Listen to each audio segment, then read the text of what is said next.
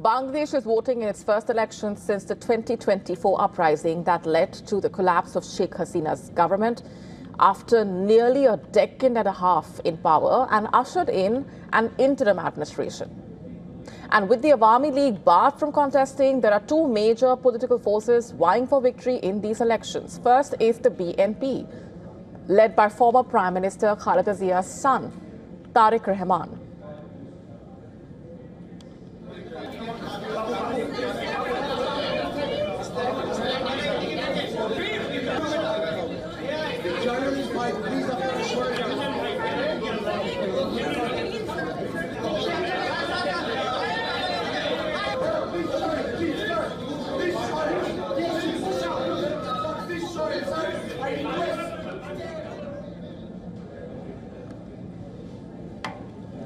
And the second is the coalition of Islamist parties led by Jamat-e-Islami. Opinion polls vary widely, though most give the BNP the lead, with some suggesting a knife-edge race.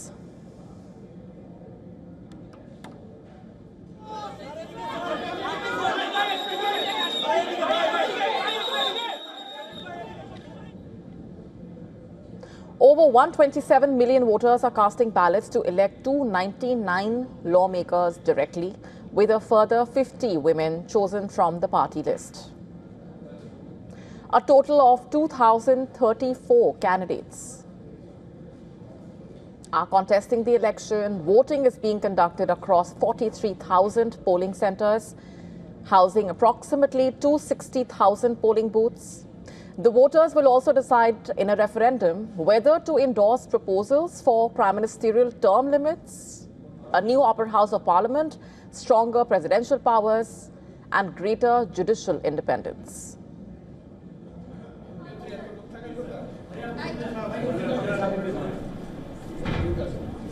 Bangladesh Interim Chief Advisor Mohammad Yunus cast his ballot at the polling station in Dhaka. He said the polls mark the end of the nightmare and a fresh start for the country.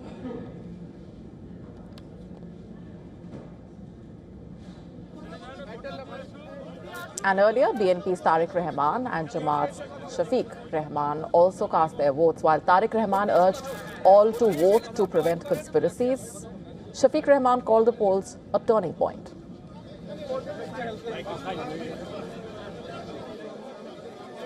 It is a turning point, and we are fighting for that point, inshallah. People demand change, they desire change, we also desire the change, inshallah.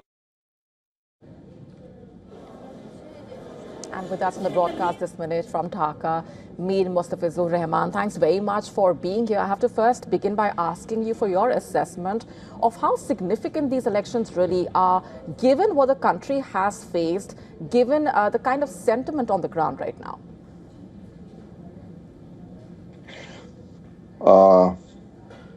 Thank you. You know that people are going to cast their votes almost after 17 years in a free and fair manner, because in the last three consecutive elections, there were massive vote rigging and manipulation by state machinery during the previous Armed League regime. So people in fact forgot how to vote freely under an independent government, a neutral government or neutral administration. But this time people they have the feeling that the voting is being held in a very free and fair manner. And I should say that there is a sense of festivity among the people across the country.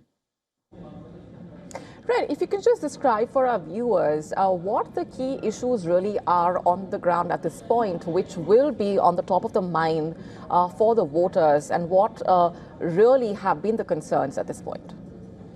You see that since we have been under an autocratic regime in the last 16 years, So the foremost and the prime issue among the people this time is the good governance and the free press and freedom of speech and independent judiciary.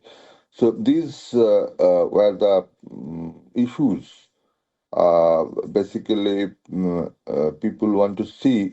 And this time you know that there is also a referendum is being held on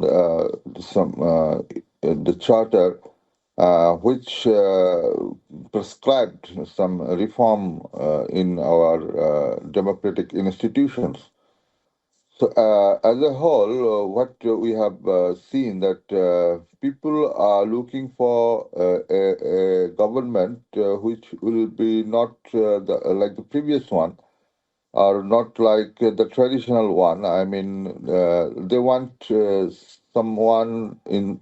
They want to see someone in power who will govern in a just manner. So that is the main aspiration. Right. Speaking specifically about this referendum, if you can just, tell our viewers more about why this referendum holds a lot of significance for the people, given what the country has experienced and witnessed, and why it is being called a crucial point, a crucial juncture for the country, not just the fact that it's coming with the elections, but also the fact that it's also hope for change on the ground. Yep. Listen, this is the question of sincerity or attitude of the ruler or the ruling class. Yes, there are a string of prescriptions and recommendations this time regarding to make the judiciary more independent or really independent, to make the parliament more effective through bifurcation. I mean, creating an upper house. It's a bicameral parliament is proposed, and there is a balance of power between the president and the prime minister by curtailing the power of the prime minister to some extent, and by increasing the number of women's seats. There are other thing of reforms, but the thing is that in countries like us, I mean, you have seen in the third world countries, the democracy is not really functioning due to the greed and for power and greed for money by the ruling class. So, uh, though in reality, I mean, the most people are not that much aware of the nitty-gritty or the details of the charter, I mean, for which they're going to vote in the referendum.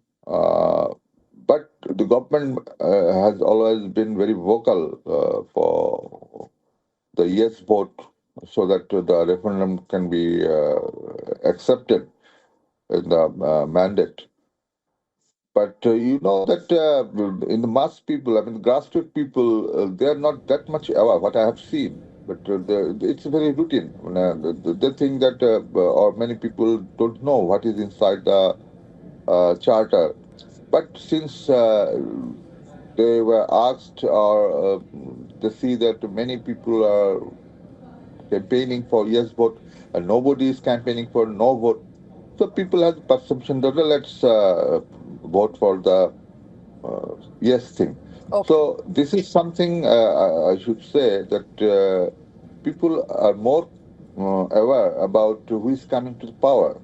They're really concerned about the popular vote, not the referendum.